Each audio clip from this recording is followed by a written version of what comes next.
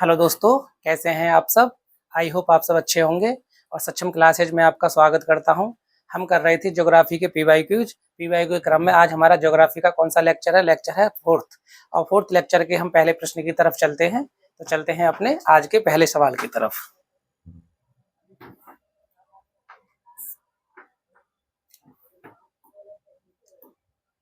ठीक है, आज का हमारा पहला सवाल क्या कह रहा है। पाक वे इज सिचुएटेड बिटवीन, कि पाक की जो खाड़ी है वो कहाँ पर स्थित है। सवाल का जो हमारा पहला सवाल कह रहा है वो पूछ रहा है कि जो पाक खाड़ी है वो कहाँ पे स्थित है।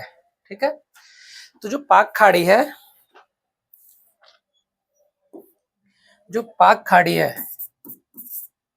पाक की खाड़ी, पाक वेज, ठीक है, वो भारत और श्रीलंका के बीच कहाँ पे स्थित है। भारत और कहाँ पे है, श्रीलंका। भारत और श्रीलंका के बीच मन्नार की खाड़ी और बंगाल की खाड़ी के बीच स्थित है। कहाँ पे, मन्नार और बंगाल की खाड़ी। तो कहाँ पे स्थित है, दो तरह से। अगर दो देशों के बीच में पूछता है तो पाक खाड़ी भारत और श्रीलंका के बीच में स्थित है। अगर दो खाड़ियों के बीच पूछता है, ठीक है, दो सागरों के बीच पूछता है, तो मन्नार की खाड़ी और बंगाल की खाड़ी के बीच में पाक खाड़ी स्थित है। तो चलते हैं आज हम अपने दूसरे प्रश्न की तरफ और हम देखते हैं हमारा दूसरा प्रश्न क्या कहता है। दूसरा प्रश्न हमारा कह रहा है,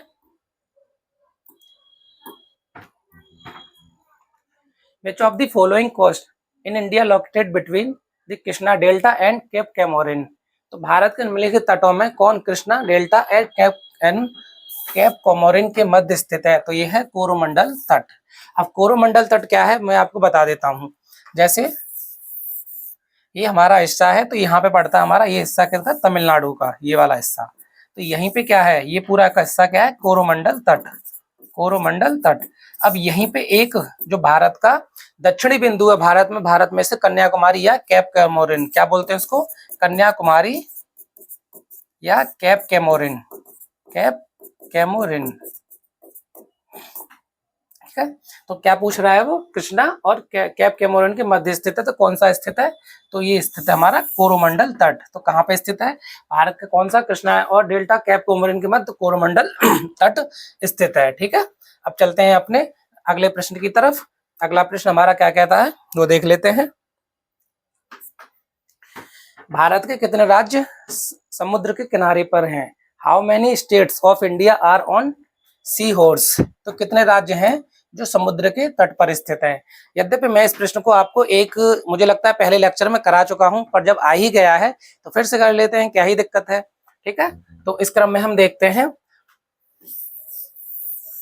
ये हमारे भारत का प्रायद्वीपीय हिस्सा है। अब मैंने क्यों बनाया इतना हिस्सा, क्योंकि पूछ रहा है कितने राज्य तट पर स्थित हैं। तट पर स्थित होने का मतलब है ऐसे राज्य जिनकी समुद्री सीमा समुद्र से मतलब जिनकी सीमा समुद्रों से लगती है, तो उनको कहते हैं तटीय राज्य। अब तटीय राज्य होने के लिए आपकी पहली शर्त क्या है कि आपके राज्य के आसपास क्या होना चाहिए, सागर या समुद्र या खाड़ी होनी चाहिए। अब क्योंकि जो नॉर्थ इंडिया हमारा ऊपर हिस्सा है, तो उसमें तो आपको सागर या समुद्र मिलता नहीं है, जितना है वो साउथ इंडिया की तरफ मिलता है हमारा। तो इसलिए यहीं से हम देखते हैं कि हमारे पास कितने राज्य हैं जो समुद्र तट से लगते हैं। तो पहला राज्य तो हमारा ये हो जाता है गुजरात, दूसरा महाराष्ट्र, इसी के बगल में गोवा, तीसरा कर्नाटक, चौथा कर्नाटक, पांचवा केरल, छठवां तमिलनाडु, सातवां आंध्र प्रदेश, आठवां उड़ीसा और यहाँ पे पड़ता है कौन सा, नौवां पश्चिमी बंगाल।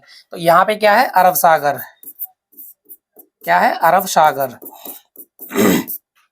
यहाँ बंगाल की खाड़ी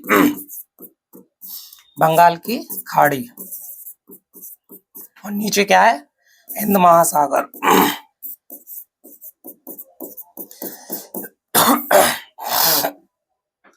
नीचे कौन सा हिस्सा है, हिंद महासागर। तो एक गुजरात, एक महाराष्ट्र, दो गोवा, तीन कर्नाटक, चार केरल, पांच तमिलनाडु, छह आंध्र प्रदेश, सात उड़ीसा, आठ और पश्चिम बंगाल, 9। तो 9 राज्य भारत के पास ऐसे हैं जिनकी समुद्री सीमा मतलब जिनकी सीमा समुद्र से लगती है। तो कितने राज्य हो जाएंगे, 9 राज्य। थोड़ा पानी पी लेते हैं, गला ठीक नहीं है।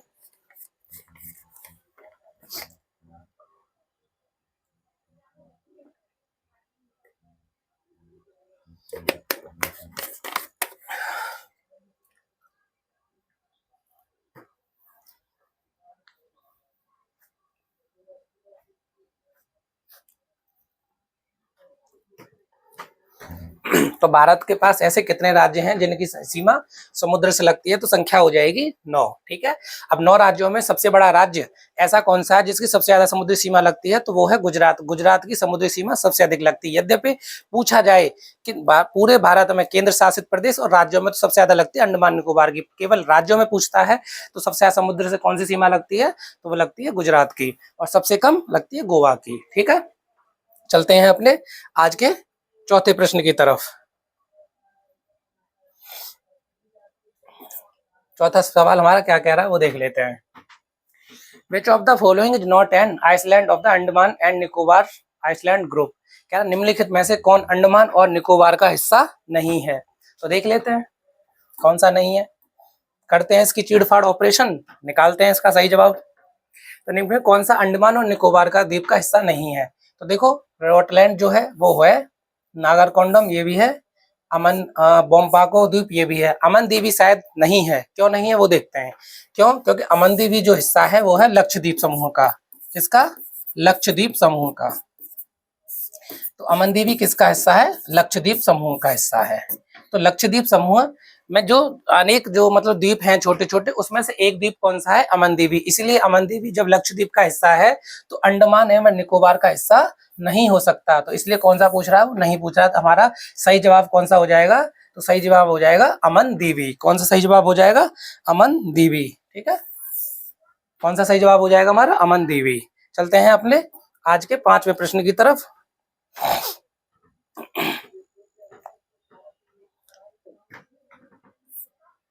हमारा देखते हैं 5वां प्रश्न क्या कह रहा है। Which of the following pair is not correctly matched? निम्नलिखित में से कौन सा युग्म सही सुमेलित नहीं है? अब एक तरफ इन्होंने डेम दे रखे हैं और दूसरी तरफ रिवर्स दे रखे हैं।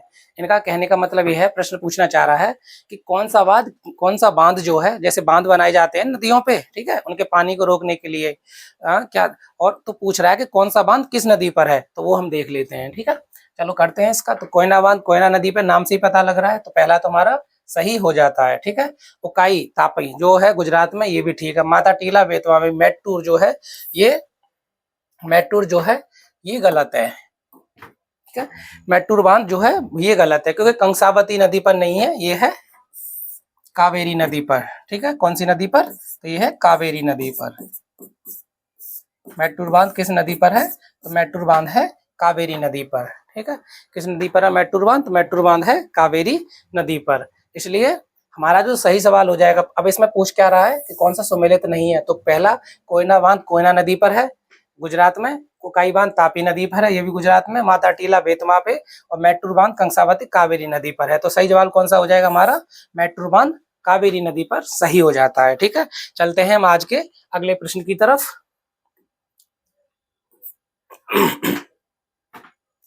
In which part of the India Barren volcanic island located? Bharat के किस भाग में बैरन द्वीप ज्वालामुखी स्थित है? पहले तो मैं यहाँ पे आपको एक चीज बता देता हूँ कि ऐसे बहुत कम देश होते हैं, या मैं कहता हूँ ऐसे बहुत ज्वालामुखी कम होती हैं जो सक्रिय होती हैं। ठीक है, किसी बात भी जब किसी देश के पास ही सक्रिय ज्वालामुखी मिलती है। यद्यपि बहुत देशों के पास ज्वालामुखी होती हैं, पर सक्रिय ज्वालामुखी बहुत कम देशों के पास भी होती हैं।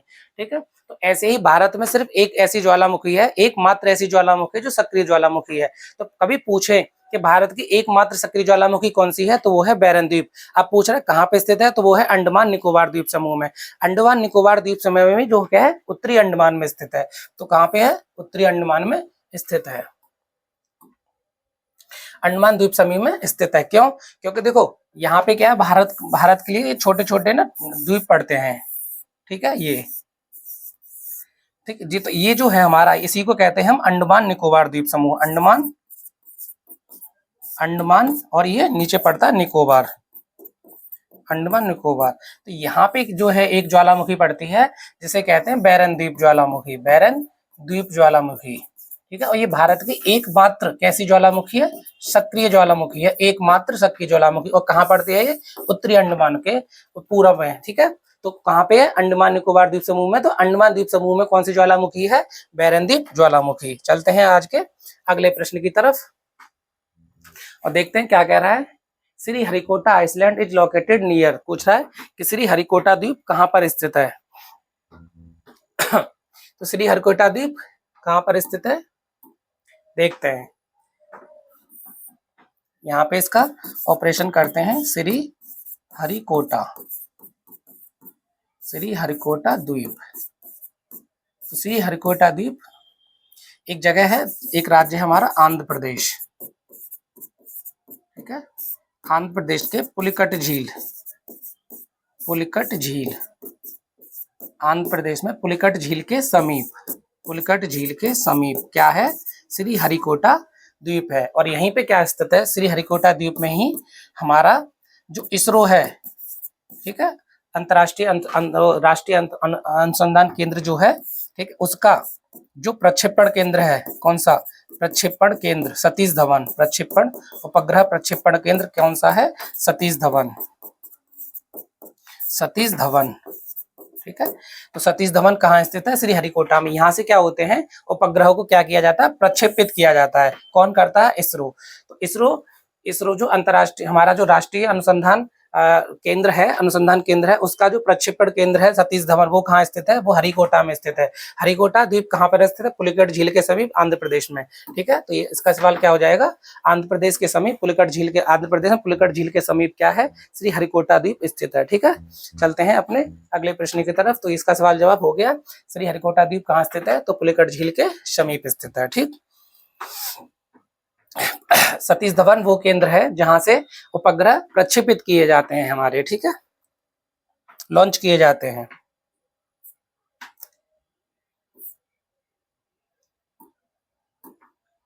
अब देखते हैं हमारा क्वेश्चन नंबर 8 क्या कह रहा है। In which of the following rivers is the Majuli river island located. इस प्रश्न को मैं आपको, इसका जवाब मैं आपको इससे लास्ट लेक्चर में दे चुका हूं कि ब्रह्मपुत्र नदी पर एक द्वीप बनता है जिसे कहते हैं माजुली द्वीप, जो है असम में स्थित है। और ये ऐसा द्वीप है, ऐसा नदी द्वीप है जो दुनिया का सबसे बड़ा द्वीप है। इससे बड़े बड़े भी द्वीप हैं, पर नदी द्वीप, दुनिया का सबसे बड़ा नदी द्वीप कौन सा है? तो वो है माजुली द्वीप। और कहाँ पर स्थित है? असम में, ठीक है। तो माजुली द्वीप कहाँ पे स्थित है? ये स्थित है ब्रह्मपुत्र में, ब्रह्मपुत्र नदी में। और कहाँ पे? असम में, ठीक है, असम राज्य में। और ये दुनिया का सबसे बड़ा नदी द्वीप है। और असम सरकार ने इसे एक जिला घोषित किया है, माजुली जिला, ठीक है।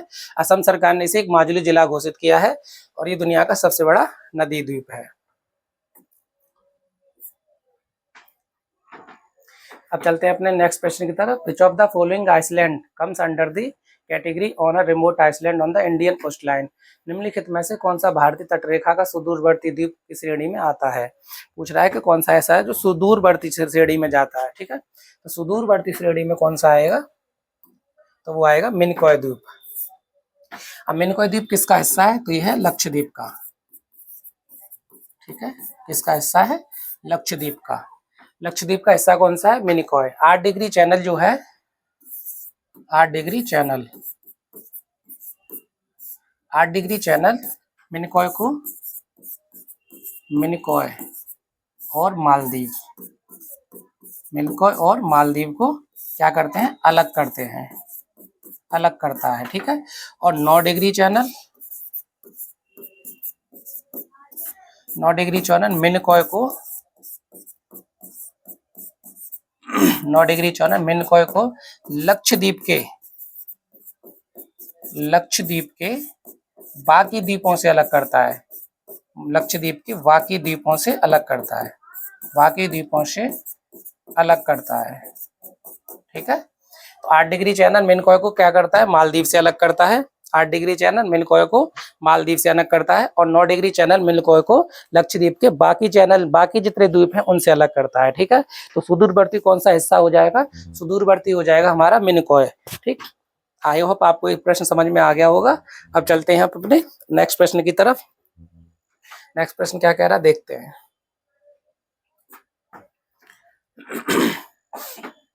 Which of the following is not a correctly match. क्या निम्नलिखित में से कौन सा सही सुमेलित नहीं है? पूछ रहा है वो।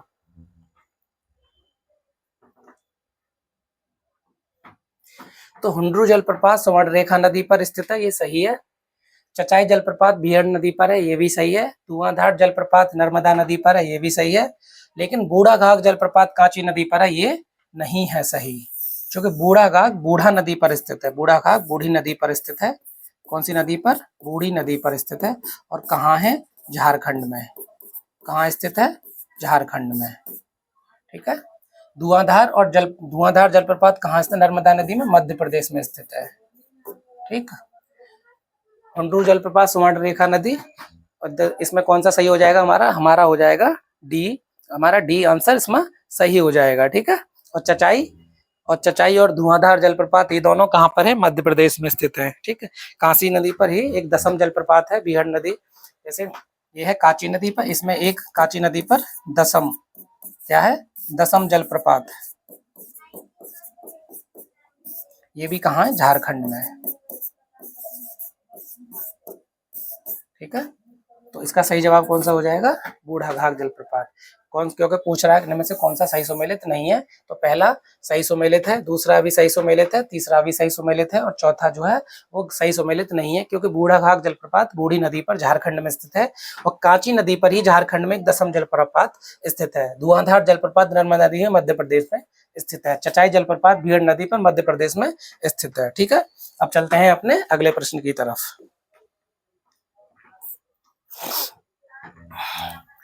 कह रहा है Kashmir valley is situated, Kashmir घाटी किस में स्थित है, पूछ रहा है।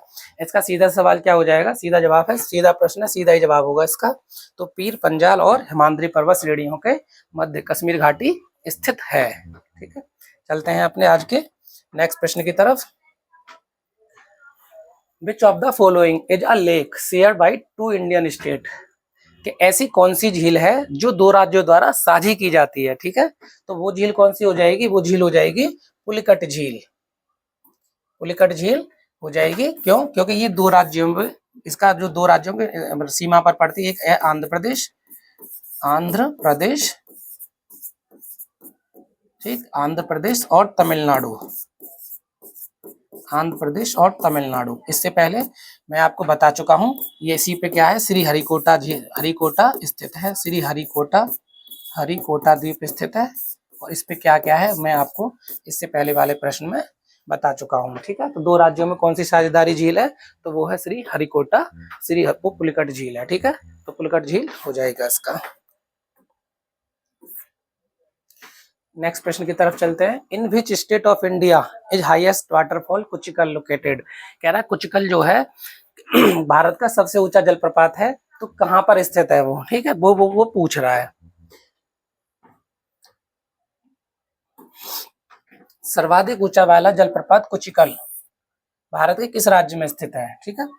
तो कुचिकल जलप्रपात जो है, कुचिकल जलप्रपात,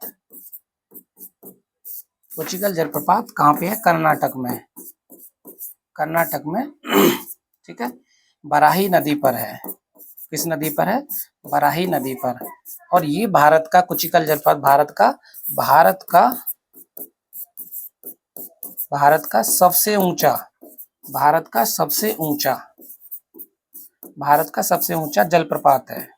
कौन सा प्रपात? भारत का सबसे ऊंचा जलप्रपात है। कौन सा? कुचिकल जलप्रपात। कुचिकल जलप्रपात भारत का सबसे ऊंचा जलप्रपात है, जो कर्नाटक में बराही नदी पर स्थित है। कभी कभी पूछ लेता है किस नदी पर स्थित है, कर्नाटक की बराही नदी पर है कुचिकल जलप्रपात। और पूछेगा कभी कि भारत का सबसे ऊंचा जलप्रपात कौन सा है, तो वो भी है कुचिकल जलप्रपात। पूछेगा भारत का सबसे ऊंचा जलप्रपात किस राज्य में स्थित है, तो वो स्थित है कर्नाटक में। भारत का सबसे ऊंचा जलप्रपात किस नदी पर स्थित है, तो वो है बराही नदी पर स्थित है। ठीक है। कभी मैचिंग में आ जाए तो भी आप देख लेना। अगला प्रश्न क्या कह रहा है वो देखते हैं। भारतवर्ष में खारे पानी की सबसे बड़ी झील, the largest water lake in the India is, Chilka, Sambhar, Lonar, Wular. कह रहा है कि भारत में खारे पानी की सबसे बड़ी झील कौन सी है? तो भारत में खारे पानी की सबसे बड़ी झील कौन सी है? तो ये है चिल्का झील। चिल्का झील कहाँ स्थित है? तो चिल्का झील उड़ीसा में स्थित है। ठीक है। चिल्का झील उड़ीसा में स्थित है ये। और ये झील मैं बोल दे रहा हूँ, ये झील न सिर्फ भारत की बल्कि एशिया की सबसे बड़ी खारे पानी की झील है। तो प्रश्न कभी कभी बनता है कि एशिया की सबसे बड़ी खारे पानी की झील कौन सी है, तो वो है चिल्का झील। प्रश्न दूसरा बनता है कि भारत की खारे पानी की सबसे बड़ी झील है, तो वो भी है चिल्का झील। प्रश्न कभी कभी ये भी बनता है कि पूर्वी तट पर स्थित भारत की खारे पानी की सबसे बड़ी झील, वो भी बनता है, तो वो है चिल्का झील। पूछता है कि भारत में खारे पानी की झील सब किस राज्य में स्थित है, तो वो है उड़ीसा में स्थित। तो इस तरह से एक प्रश्न से कई बार प्रश्न आपके सामने बन जाते हैं। ऐसी सांभर झील कहाँ स्थित है, तो सांभर झील राजस्थान में स्थित है। ठीक, लोनार महाराष्ट्र में स्थित है, और बुलर झील जो है वो कश्मीर में स्थित है। ठीक है, और ये मीठे पानी की सबसे बड़ी झील है भारत की। बुलर झील सबसे बड़ी झील है किसकी, मीठे पानी की। किसके पानी की, तो मीठे पानी की। ठीक है, मीठे पानी की। तो अभी एक प्रश्न मैं आपको फिर यहाँ पे समझाता हूँ सांभर से। तो सांभर झील जो है भारत की अंतःस्थली सबसे बड़ी खारे पानी की झील है, अर्थात जो भारत में अंदर स्थित है। जैसे राजस्थान राज्य क्या है, तो राजस्थान राज्य में कोई समुद्री सीमा तो है नहीं, पर वहां पे क्या है कि कृत्रिम रूप से बनाई गई एक झील है जिसे सांभर झील कहते हैं, जो भारत की अंतःस्थली सबसे बड़ी खारे पानी की झील है। प्रश्न को समझिए, अगर पूछता है कि भारत की सबसे बड़ी खारे पानी की झील, तो वो हो जाता है चिल्का झील। लेकिन पूछे कि भारत की अंतःस्थली खारे पानी की सबसे बड़ी झील, तो वो होगी सांभर झील। चिल्का झील स्थित है कहाँ पे, उड़ीसा में, और सांभर झील कहाँ स्थित है, तो स्थित है राजस्थान में। ठीक है, अब चलते हैं अपने अगले प्रश्न की तरफ। इसका सही जवाब क्या हो जाएगा, खारे पानी की सबसे बड़ी झील, तो चिल्का झील हो जाएगा। चिल्का झील न सिर्फ भारत की बल्कि एशिया की सबसे बड़ी खारे पानी की झील है।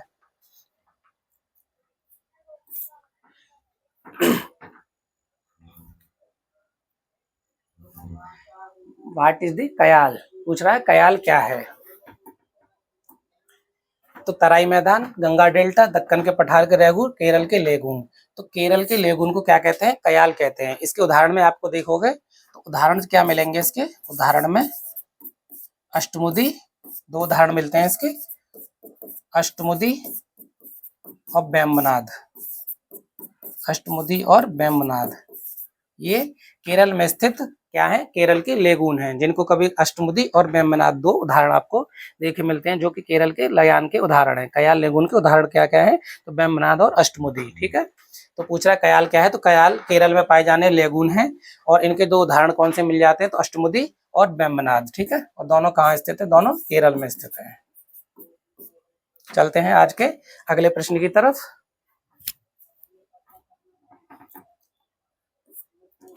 नेक्स्ट प्रश्न हमारा क्या कह रहा है, which one of the following is not correctly match. अब आपको एक जगह आर्द्र भूमि दे रखी है और दूसरी जगह दे रखा है स्थान। कह रहा है कि निम्नलिखित में से कौन सा सही मैच नहीं है। ठीक है, तो देख लेते हैं कौन सा है।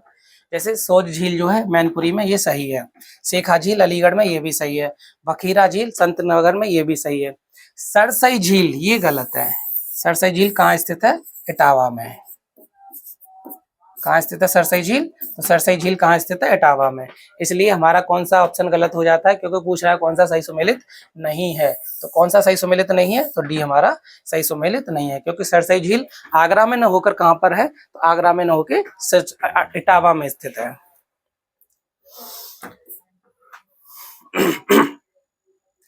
The Mithi river of Mumbai originates from the which of the following lakes. कह रहा है कि मुंबई की मीठी नदी निम्नलिखित में से किस झील से होकर निकलती है।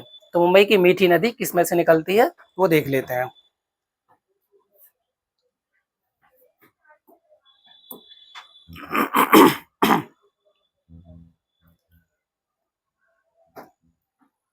तो पहले तो यहाँ से आपको एक सवाल बन जाता है कि मीठी नदी किस राज्य में बहती है, तो वो बहती है मुंबई में। तो एक सवाल तो आपका ये क्लियर हो जाता है। अब पूछ रहा किस झील से निकलती है। ठीक है, तो मुंबई में दो झीलों से ये निकलती है। तो इसका प्राथमिक स्रोत जो है वो पोवई झील है। पोवई झील प्राथमिक स्रोत पोवई झील, और द्वितीयक स्रोत जो है वो बिहार झील है। बिहार झील। अभी इससे आप कंफ्यूज मत होना कि बिहार झील बिहार में न होकर कहाँ पे है, मुंबई में है, महाराष्ट्र में है। तो इसका प्राथमिक स्रोत क्या हो जाएगा, पोवई झील है। निकलती इससे भी, पर ज्यादा इससे निकलती है, इसलिए आंसर कौन सा हो जाएगा, पोवई झील। कभी कभी और एक और दो आ जाता है तो फिर दोनों इसमें सही हो जाएंगे, लेकिन फिलहाल जो आयोग ने इसका आंसर दिया है वो इसका पोवई झील माना है। तो प्राथमिक स्रोत इसका कौन सा हो जाता है, पोवई झील, और द्वितीयक बिहार झील। तो बिहार झील और पोवई झील कहाँ स्थित है, दोनों महाराष्ट्र तथा मुंबई में स्थित है।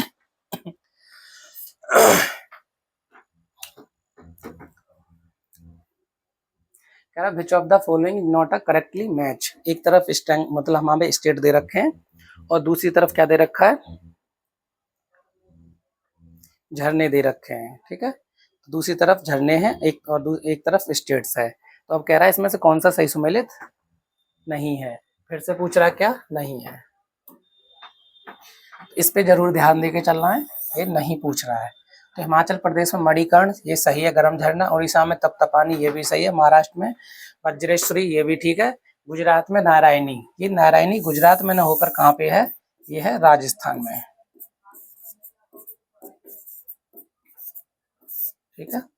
तो ये गुजरात में होकर कहाँ पर स्थित है, राजस्थान में। तो सही हमारा कौन सा हो जाएगा, तो डी हमारा सही हो जाएगा। तो नारायणी गर्म झरना कहाँ पर स्थित है, नारायणी गर्म झरना गुजरात में न होकर कहाँ है, तो राजस्थान में स्थित है नारायणी गर्म झरना, ठीक है।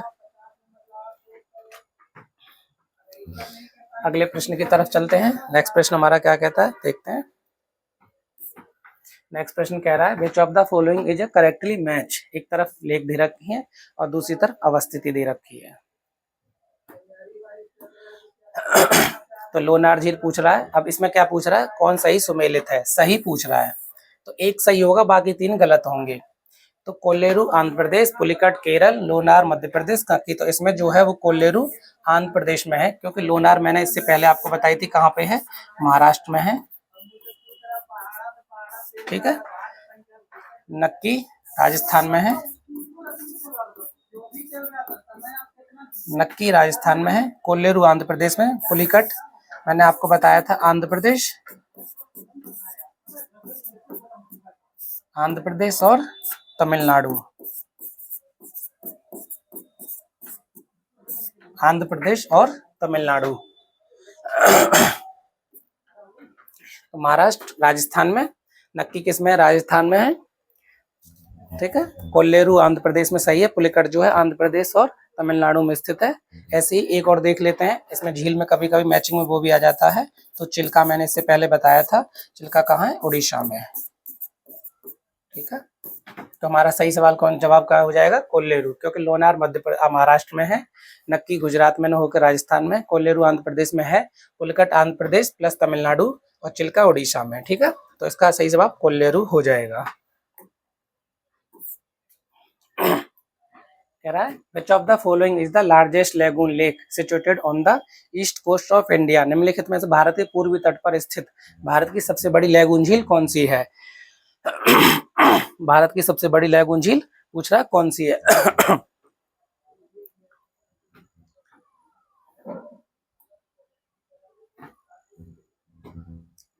इससे पहले मैंने आपको बताया था कि भारत के सबसे पूर्वी तट पर से सबसे बड़ी झील कौन सी है, तो चिल्का है, ठीक है। चिल्का कहाँ है, उड़ीसा में, पुलिकट आंध्र प्रदेश और तमिलनाडु में, कोल्लेरू आंध्र प्रदेश में, किलावेली तमिलनाडु में, किलावेली तमिलनाडु में, ठीक है।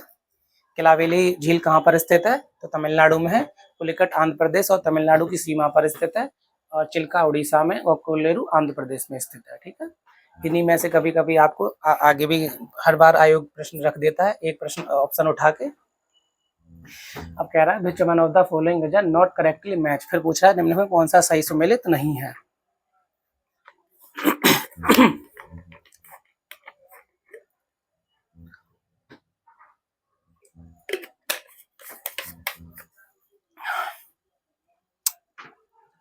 देखो दर्रे दे रखे हैं और दर्रे में पूछ रहा है कि कौन सा सही सुमेलित है। तो चांगला जो दर्रा है जम्मू कश्मीर में, यद्यपि अभी 2019 जब अलग हुआ है तो ये लद्दाख में पहुंच गया है, ठीक है। चांगला लद्दाख में है। रोहतांग हिमाचल प्रदेश में सही है।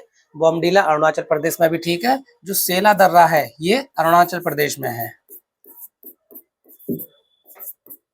सेला दर्रा कहाँ पर स्थित है, अरुणाचल प्रदेश में, इसीलिए उत्तराखंड ये नहीं होगा। कौन सा सही है, तो यही सही हो जाता है हमारा। तो चांगला दर्रा कहाँ पे है, तो चांगला दर्रा इस समय वर्तमान में लद्दाख में है, ठीक है।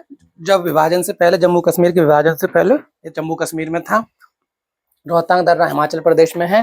बोमडीला दर्रा अरुणाचल प्रदेश में है और सेला दर्रा कहाँ पे है, तो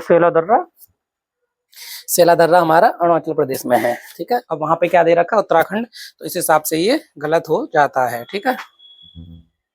चलते हैं अपने अगले प्रश्न की तरफ। नेक्स्ट प्रश्न क्या कहता है वो देख लेते हैं। Identify the correct sequence from east to west, मतलब पूरब से पश्चिम, of the following passes located on the border of India.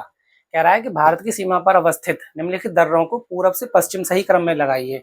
तो किस में पूरब से पश्चिम क्रम में लगाना है, ठीक है। थोड़ा मुंह पोंछ लूं, अभी कराता हूँ प्रश्न।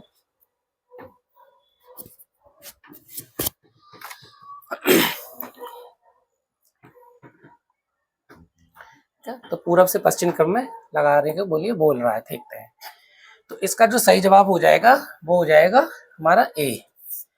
अब देखते हैं कैसे, क्योंकि बॉमडीला जो है वो है अरुणाचल प्रदेश में, बॉमडीला अरुणाचल प्रदेश,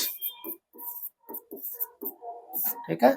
नाथुला सिक्किम, नाथुला सिक्किम, लिपुलेख उत्तराखंड, लिपुलेख उत्तराखंड, और शिपकिला, शिपकिला है हमारा हिमाचल प्रदेश, जहां से हमारी सतलज नदी भारत में प्रवेश करती है, ठीक है। अब लगा दो इसे पूरब से पश्चिम। तो सबसे पूरब में क्या है, अरुणाचल प्रदेश, नाथुला सिक्किम,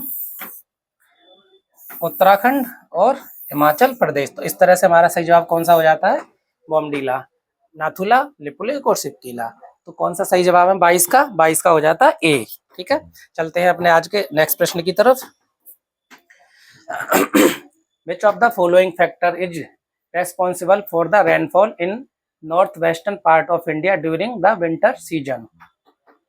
कह रहा निम्नलिखित में से कौन सा कारण है जो उत्तर पश्चिम भाग में शीत ऋतु में होने वाली वर्षा के लिए उत्तरदायी है, ठीक है। तो अभी बताते हैं।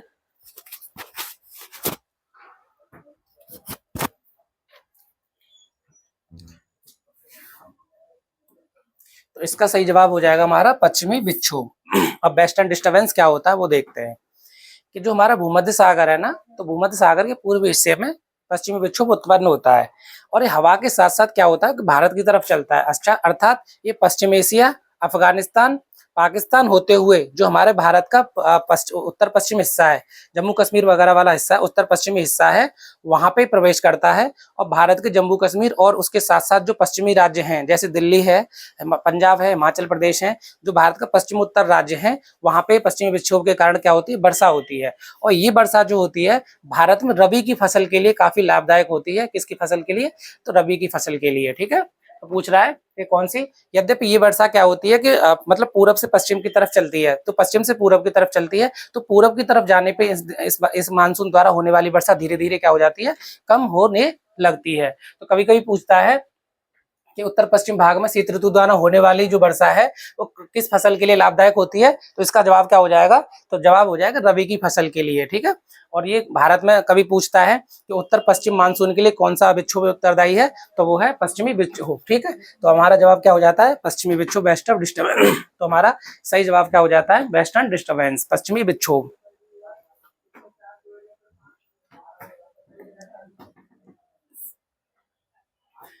Which of the following pair is a correctly match, पूछ रहा है, ठीक है, कि निम्नलिखित में कौन सा युग्म सही सुमेलित है। आम की बौछार केरल, काल बैसाखी राजस्थान,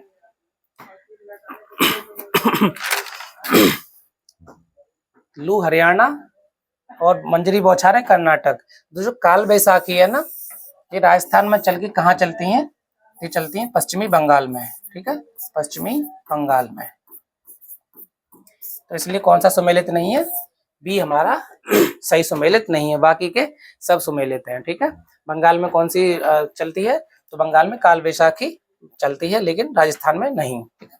जैसे लू हमारे हरियाणा, उत्तर प्रदेश, इन सब में लू चलती है, मंजरी बौछारें कर्नाटक में, आम की बौछारें केरल में। ऐसी जो काल बैसाखी है वो राजस्थान में न चलकर कहाँ होती है, तो वो होती है बंगाल में। हमारा नेक्स्ट प्रश्न देखते हैं, question number 25। Which of the following not a correctly match, कह रहा कौन सा एक सही सुमेलित नहीं है, ठीक है। तो देखते हैं कौन सा एक सही सुमेलित नहीं है। तो मणिकरण क्या है, हिमाचल प्रदेश में, ये सही सुमेलित है। अनोहनी मध्य प्रदेश में ये भी है, तप्तपानी उड़ीसा में, लेकिन ज्वालामुखी जो है ये जम्मू कश्मीर में होकर कहाँ पर है, ये हिमाचल प्रदेश में है। कहाँ पर, हिमाचल प्रदेश में, ठीक है। तो इस प्रकार पूछ रहा है कौन सा सही सम्मिलित नहीं है, तो नहीं कौन सा हो जाएगा, हो जाएगा ज्वालामुखी। बाकी के जैसे मणिकर्ण, देखो कभी कभी पूछ लेता है निम्नलिखित में से कौन सा गर्म जल स्रोत है, तो ये भी ध्यान रखो कि मणिकर्ण है, ज्वालामुखी है, अनोहनी है, तप्तपानी, ये किस तरह के झरने हैं, तो ये गर्म जल स्रोत है। ठीक है। अब इसमें से ज्वालामुखी और मणिकर्ण दोनों कहाँ पर है, तो हिमाचल प्रदेश में है, अनोहनी मध्य प्रदेश में है, तप्तपानी कहाँ पे, उड़ीसा में है। ठीक है। तो इसी तरह से आप ध्यान रखोगे, हो सकता है यही प्रश्न अलग तरीके से बन जाए सामने आपके, तो जब देखेंगे तो ज्वाला ये मैचिंग में भी आ सकता है। तो ध्यान रखना ज्वालामुखी जम्मू कश्मीर में होकर कहाँ पर है, हिमाचल प्रदेश में है। ठीक है। अनोहनी मध्य प्रदेश में है।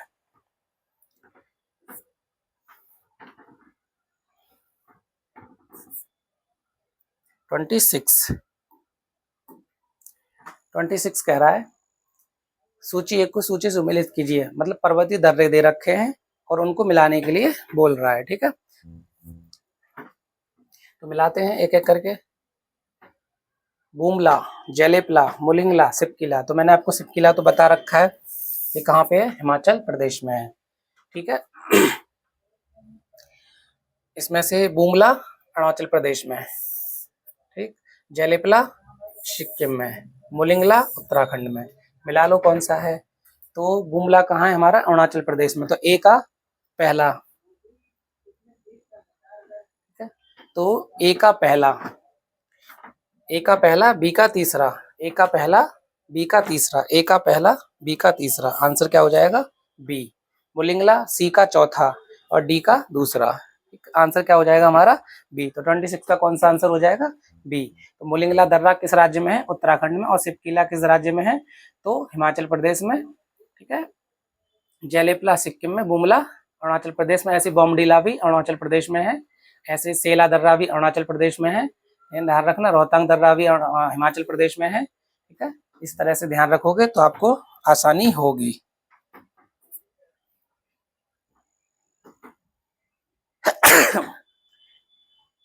Assassin, India as a monsoon country region, the high Himalaya provided the climate disconnectedness, क्या है, डिस्टिंक्टनेस। भारत एक मानसूनी देश है, उच्च हिमालय से ज्वालामुखी संबंधी विशिष्टता प्रदान करता है। ठीक है। अब कह रहा है कथन और कारण, कह रहा है कौन सा कारण और कौन सा कथन सही है।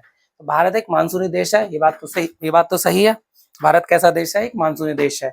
उच्च हिमालय ऐसे जलवायु संबंधी विशेषता प्रदान करता है, इसलिए तो जलवायु, इसलिए तो वो मानसूनी देश है। क्यों, क्योंकि हिमालय जो है कभी ठंडी हवाओं को आने से रोकता है, तो गर्म हवाओं के दर से जाने से रोकता है, बारिश को भी कंट्रोल करता है। ठीक है। तो इससे क्या होता है कि भारत में मानसूनी जलवायु है वो प्रभावित करती है। तो हिमालय क्या है, हिमालय एक तरह से हमारे लिए हमारे रक्षा प्राचीर का कार्य करता है। ठीक है। तो उच्च हिमालय से जलवायु संबंधी विशेषता प्रदान करता है। तो ये दोनों क्या हो जाएगा, ए और सही व्याख्या करता है, क्योंकि दोनों ही सही हैं और एक दूसरे को संतुष्ट भी कर रहे हैं।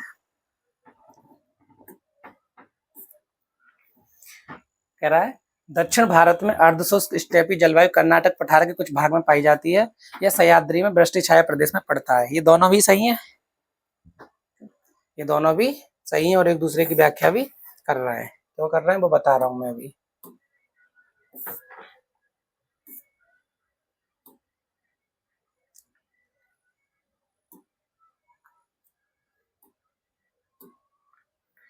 क्यों कर रहे हैं, देखो वृष्टि छाया प्रदेश किसको कहते हैं वो देखते हैं।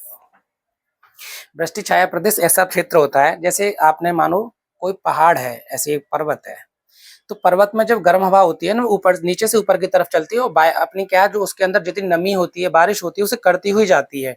और जब वो चोटी पे पहुंच के नीचे उतरती है, तो नीचे की जो मतलब दूसरी साइड में नीचे की तरफ जाती है, तो उसी को कहते हैं वृष्टि छाया प्रदेश। और वहां पे क्या होता है, हवा मतलब बरसात की मात्रा कम होती जाती है। जैसे आप समझो ये एक पर्वत है, जैसे मानो ये एक पर्वत है, ठीक है, ये एक पर्वत है।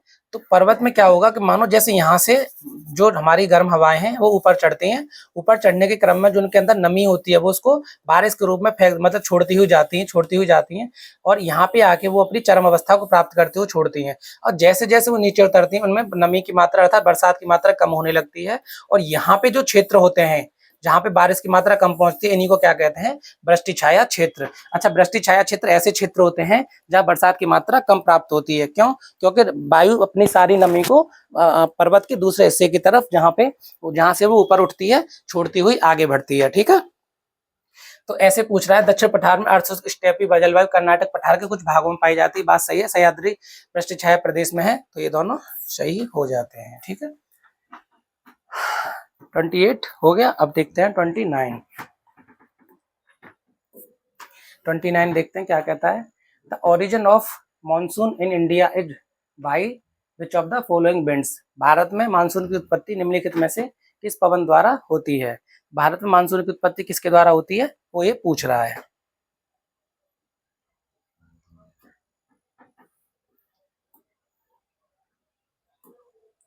तो दक्षिण पश्चिम पवन द्वारा, दक्षिण पश्चिम मानसून द्वारा भारत में क्या होती है, वर्षा होती है, दक्षिण पश्चिम मानसून। ठीक है, इसी को क्या कहते हैं हम, ग्रीष्मकालीन मानसून भी कहते हैं। तो दक्षिण पश्चिम मानसून को क्या कहते हैं, ग्रीष्मकालीन मानसून भी कहा जाता है। और भारत में सर्वाधिक वर्षा किस मानसून द्वारा होती है, तो दक्षिण पश्चिम मानसून द्वारा ही होती है। ठीक है, और भारत में दक्षिण पश्चिम मानसून से सबसे पहले बरसात कहाँ होती है, कभी कभी पूछ लेता है, तो वो होती है केरल राज्य में। ठीक है, दक्षिण पश्चिम मानसून में। ठीक है, और ऐसे ही आता है उत्तर पूर्व मानसून जो होता है, उत्तर पश्चिम मानसून, उत्तर पूर्व मानसून जो होगा उससे सबसे पहले तमिलनाडु राज्य में वर्षा होगी। ठीक है, तो कभी कभी पूछता है कि दक्षिण पश्चिम मानसून से किस राज्य में सबसे पहले वर्षा होती है, तो केरल राज्य में। ठीक है, और भारत में सर्वाधिक वर्षा की मात्रा किस मानसून से प्राप्त होती है, तो दक्षिण पश्चिम मानसून से। इसी को हम क्या कहते हैं, ग्रीष्मकालीन मानसून।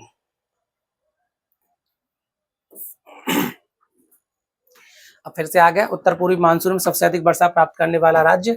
अब पूछता है, देखो अगर पूछता है कि दक्षिण पश्चिम मानसून में सबसे अधिक वर्षा प्राप्त करने वाला राज्य कौन सा है, तो वो है केरल। अब पूछे उत्तर पूर्वी मानसून में सबसे अधिक वर्षा प्राप्त करने वाला राज्य कौन सा है, तो वो है तमिलनाडु। तमिलनाडु अपनी कुल वर्षा का 50 से 60% उत्तर पूर्वी मानसून से ही प्राप्त करता है। ठीक है, चलते हैं अपने अगले प्रश्न की तरफ। Who among the following did the scientific classification of Indian forest? तो भारतीय वनों का वैज्ञानिक वर्गीकरण निम्नलिखित में से किसने किया था, उस वैज्ञानिक का नाम पूछ रहा है। तो ये थे एस.जी. चैंपियन। इसको याद कर लो, क्या ही बताऊं, पर इनके बारे में बता देता हूं। एस.जी. चैंपियन ने भारत के साथ साथ म्यांमार, इन दोनों ही क्षेत्रों में, दोनों ही देशों में वनों का वर्गीकरण किया था। वनों के प्रकारों का वर्गीकरण किसने किया था, भारत और म्यांमार में, तो वो किया था एस.जी. चैंपियन ने। कभी कभी ये फैक्ट के रूप में सवाल पूछ लेता है, तो इसलिए यहाँ पे रखा हुआ है। कह रहा है which of the following types of the clouds are indicators of an approaching cyclone. कह रहा है निम्नलिखित में से किस प्रकार के बादल आने पे चक्रवात सूचक होते हैं। तो इसका सीधा जवाब क्या हो जाता है,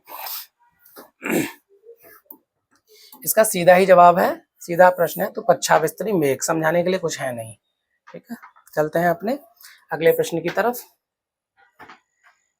in which of the following places are evergreen forest. कह रहा निम्नलिखित में से कहां पर सदाबहार वन पाए जाते हैं। तो सदाबहार वन वहां पाए जाते हैं जहां पे वर्षा की मात्रा कम से कम 200 सेंटीमीटर हो और 22 से 23 डिग्री सेंटीग्रेड का तापमान हो। तो ऐसे में कहां पे देखोगे, तो पश्चिमी घाट, पश्चिमी घाट में सदाबहार वन पाए जाते हैं। इसके अलावा पश्चिमी घाट के अलावा पूर्वोत्तर भारत में, कहां पर, पूर्वोत्तर भारत में। ऐसे ही कहां पे, अंडमान निकोबार द्वीप समूह में। कभी कभी पूछ लेता है, एरिया भी पूछ लेता है, क्षेत्र भी पूछ लेता है, तो आपको याद रहना चाहिए कि सदाबहार वन कहाँ पाए जाते हैं, तो पश्चिमी घाट में, पूर्वोत्तर भारत में और अंडमान निकोबार द्वीप समूह में सदाबहार वन पाए जाते हैं। ठीक है, और इसके लिए शर्त क्या है कि कम से कम 210 सेंटीमीटर से अधिक की वर्षा हो और 20 से 22 डिग्री सेंटीग्रेड का क्या हो, तापमान हो। तो ऐसी जगह पे जो वन पाए जाते हैं उनको क्या कहते हैं, सदाबहार वन। क्या है, which of the following mangrove region is located on the delta Godavari river. निम्नलिखित में कौन सा मैंग्रोव क्षेत्र गोदावरी नदी के डेल्टा पर स्थित है। तो इसका सीधा जवाब क्या हो जाएगा, कोरिंगा। ठीक है, कोरिंगा। और ये सुंदरबन डेल्टा के बाद भारत का दूसरा सबसे बड़ा डेल्टा क्षेत्र है। ठीक है, ये भारत में सुंदरबन के बाद दूसरा सबसे बड़ा मैंग्रोव क्षेत्र है, कोरिंगा।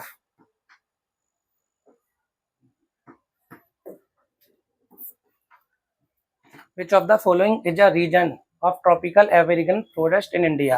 वही सवाल आ गया ना, मैंने अभी जो बताया था, निम्नलिखित में से कौन भारत में उष्णकटिबंधीय सदाबहार का क्षेत्र है। तो देख लो अब कौन सा है ऐसा क्षेत्र जहाँ पे 200 सेंटीमीटर से बारिश हो और 22 से 23 डिग्री का टेम्परेचर हो, तो वो मालाबार क्षेत्र है। क्यों, मालाबार तट कहाँ पे पड़ता है, ये पड़ता है पश्चिमी घाट में। और अभी उसमें इससे पहले मैंने 2 से 3 प्रश्न पहले आपको बताया था कि पश्चिमी घाट, पूर्वोत्तर भारत, पश्चिमी घाट, पूर्वोत्तर भारत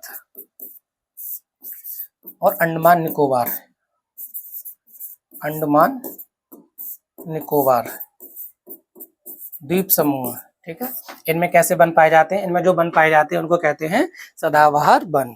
तो सदाबहार वन भारत के उन क्षेत्रों में पाए जाते हैं यहाँ 200 सेंटीमीटर वर्षा, 22 से 23 डिग्री सेंटीग्रेड का तापमान हो। अब मालाबार क्षेत्र कहाँ पड़ता है? तो ये भी पश्चिमी घाट का हिस्सा है, ठीक है। इसलिए यहाँ पर क्या मिलेंगे? सदाबहार वन मिलेंगे। नेक्स्ट प्रश्न कह रहा है in which of the following region of India are mangrove forest found? Bharat के निम्नलिखित में से किस क्षेत्र में मैंग्रोव वन पाए जाते हैं? तो मैंग्रोव वन पाए जाते हैं कहाँ पे? तो ये पाए जाते हैं गंगा डेल्टा में, क्योंकि सुंदरबन डेल्टा में गंगा नदी का ही बना हुआ है। तो गंगा डेल्टा में क्या पाए जाते हैं? Mangrove one. सीधा सीधा प्रश्न है, सीधा सीधा सवाल है। तो गंगा डेल्टा में कौन से? तो मैंग्रोव वन कहाँ पाए जाते हैं? गंगा डेल्टा में। कह रहा है which of the following rock system is the richest in metallic minerals? निम्नलिखित में से कौन सा धात्विक खनिजों में सर्वाधिक संपन्न है? निम्न विंध्यन तंत्र, धारवाड़ क्षेत्र, कोडप्पा तंत्र या उत्तरी विंध्यन तंत्र?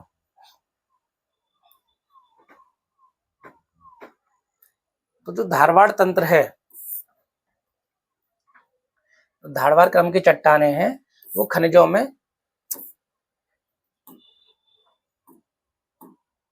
तो धारवाड़ क्रम की जो चट्टानें हैं वो खनिज संपदा की दृष्टि से, आर्थिक दृष्टि से बड़ी महत्वपूर्ण है, ठीक है। संपन्न चट्टानें हैं ये। जैसे कहाँ मिलता है आपको? कर्नाटक में, मध्य प्रदेश में, झारखंड में, राजस्थान में, कहाँ पे मिलेगी ये? तो धारवाड़ क्रम की चट्टानें आपको मिल जाती है। इसमें सोना, चांदी, अभ्रक, यूरेनियम जैसे बहुत बहुमूल्य पदार्थ पाए जाते हैं। अतः ये खनिजों की दृष्टि से, मतलब क्या है, आर्थिक दृष्टि से काफी महत्वपूर्ण चट्टान हो जाती है। कौन सी? धारवाड़ क्रम की चट्टानें।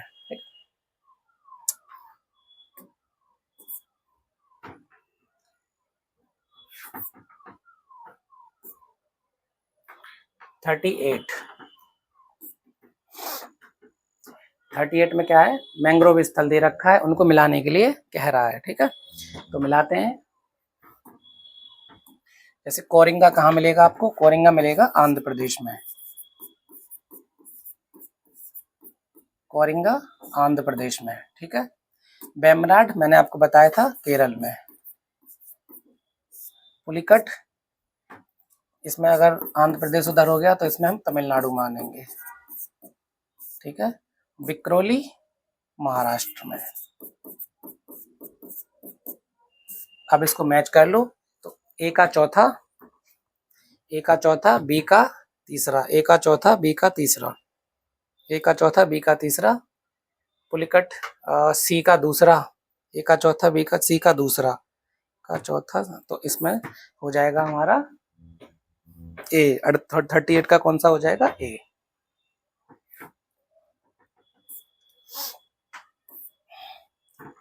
कह रहा भारत में वन क्षेत्र का ह्रास भारत के जननांगी संक्रमण से प्रत्यक्ष संबंध रहा है। वन क्षेत्र एवं जनसंख्या वृद्धि प्राय नकारात्मक संबंध होता है, ठीक है। अब इसको देख लेते हैं क्या कह रहा है ये वन क्षेत्र, और पहले इसका अभिप्राय समझते हैं, ठीक है। पहले इसको एक्सप्लेन करते हैं, फिर इसका जवाब देखते हैं क्या कह रहा है ये।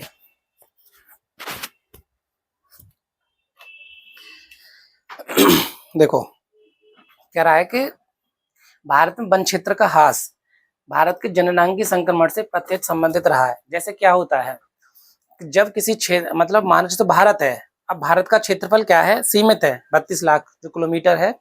तो उसमें क्या है, अब बढ़ तो जाएगा नहीं, बढ़ने के क्रम में क्या, लेकिन जनसंख्या बढ़ रही होती है। जब जनसंख्या बढ़ रही होती है तो उसको बसाने के क्रम में, आधारभूत संरचनाओं को बनाने के क्रम में, विकास के क्रम में हम क्या करते हैं कि जंगलों को काटते हुए जाते हैं।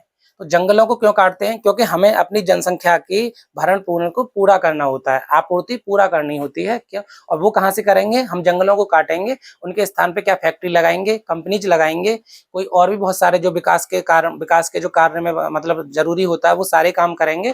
तो इस क्रम में क्या होता है कि जो जनसंख्या के कारण क्या होता है, विकास के कारण क्या होता है कि हमें वृक्षों को काटना पड़ जाता है।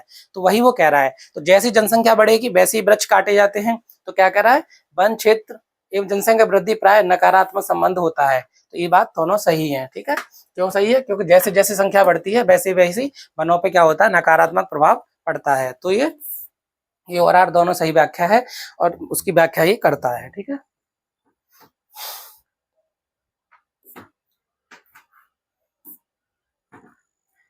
नेक्स्ट प्रश्न कह रहा है, नीचे दो कथन दिए गए हैं, कारण भारत में सर्वाधिक सघनता वाला भूकंपीय क्षेत्र हिमालय क्षेत्र है। हिमालय में कई अनुदैर्ध्य उपक्रम क्षेत्र अवस्थित हैं। ये बात सही है, क्योंकि हिमालय में आप देखोगे तो भूकंप आते ही रहते हैं, चाहे वो नेपाल वाला क्षेत्र हो, ठीक है, तो नेपाल में अक्सर भूकंप आपको देखने को मिलते हैं। तो इसमें क्या रहता है कि नेपाल क्या है, नेपाल का निर्माण अभी भी हो रहा है, वहाँ पे प्लेटें आज भी टकराती रहती हैं, यूरेशिया और हमारी जो प्लेट यूरेशियन प्लेट जो हैं वो आपस में आज भी टकराती हैं। टकराने के क्रम में क्या होता है, अनुदैर्ध्य तरंग उत्पन्न होती है, एक ऊर्जा उत्पन्न होती है टकराने से, जहाँ कंपन पैदा होता है, कंपन से क्या होता है, भूकंप आता है। तो हिमालय जो पर्वत है वो आज भी बढ़ रहा है, आज भी वहाँ पे क्या हो रहा है, हलचलें हो रही हैं, नीचे आपस में प्लेटें टकरा रही हैं, तो इस टकराने के कारण क्या होता है, वहाँ पे अक्सर आपको भूकंप देखने को मिलते हैं। तो वही वो कह रहा है कि भारत में सर्वाधिक भूकंप हिमालय क्षेत्र में देखने को मिलते हैं। क्यों मिलते हैं, क्योंकि वहाँ पे कई अनुदैर्ध्य उपक्रम क्षेत्र अवस्थित हैं। तो ये दोनों कथन कारण आपके सही हो जाते हैं और एक दूसरे की व्याख्या भी करते हैं।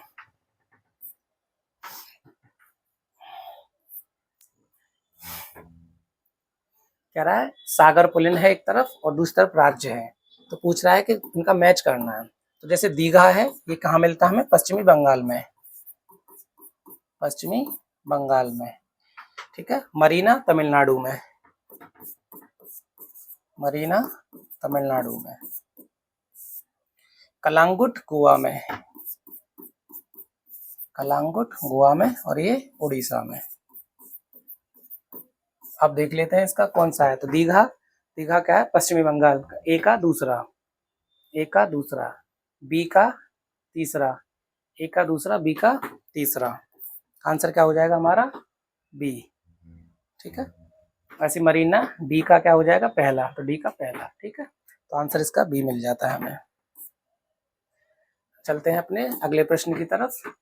गोंडवाना लैंड समूह भारत का लगभग 50% 95% कोयला प्रदान करता है। अधिकांश लोह धात्विक अलोह धात्विक खनिज धारवाड़ सेल समूह में संबंधित है, ठीक है। तो गोंडवाना जो होता है वहां पे भारत का सर्वाधिक कोयला भंडार पाया जाता है, ठीक है। लेकिन अधिकांश लोह धात्विक और अधात्विक खनिज धारवाड़ सेल समूह में मिलते हैं। ये दोनों सही हैं, पर दोनों अलग अलग क्रम की चट्टानें हैं, तो दोनों एक दूसरे को संतुष्ट नहीं करती, एक दूसरे के संदर्भ में सत्य नहीं है, लेकिन दोनों अलग अलग सत्य हैं। इसलिए आप देखोगे इसका सवाल का जवाब क्या हो जाता है कि ए और आर दोनों सही, पर आर एक की व्याख्या नहीं करता है। क्यों, क्योंकि एक तरफ आपको धारवाड़ क्रम की चट्टानें मिलती हैं, एक तरफ आपको गोंडवाना क्रम की चट्टानें मिलती हैं। दोनों के तथ्य सही हैं, क्योंकि गोंडवाना में सबसे ज्यादा क्या मिलता है, कोयला मिलता है, और धारवाड़ क्रम में धात्विक और अधात्विक खनिज मिलते हैं, पर दोनों एक दूसरे के लिए सही नहीं है, दोनों अलग अलग सही हैं, ठीक है। तो बस चलते हैं अपने अगले प्रश्न की तरफ। थैंक्स। अगला प्रश्न, ठीक है। तो आज के लिए धन्यवाद दोस्तों, और ये प्रश्न हमारी जो क्लास है यहीं आप क्लास को विराम देते हैं, और उम्मीद करता हूं कि मेरे द्वारा जो PYQ का सेशन चलाया जा रहा है वो आपको काफ़ी समझ में आ रहा होगा। और इसी क्रम में हम आगे भी अपना एक लेक्चर और देखते हैं। हम सोच रहे हैं अभी और भी कुछ सोचेंगे आपके लिए, पर आप भी हमारा सपोर्ट करिए, साथ दीजिए, हमारे चैनल को सब्सक्राइब लाइक करिए। धन्यवाद।